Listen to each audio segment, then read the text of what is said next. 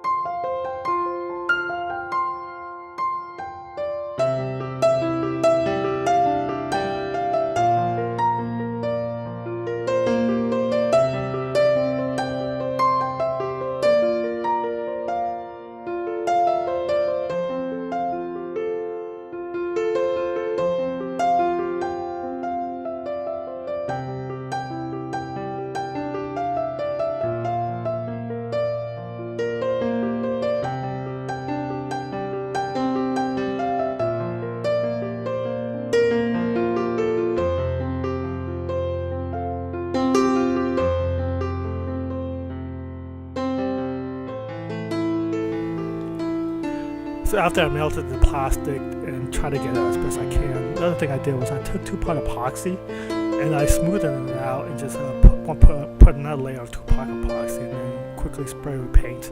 The paint didn't really go with the kayak. It's just the paint I have around. Later I'll probably put on another paint, a layer where it's more orange, and it'd be a better color for the kayak.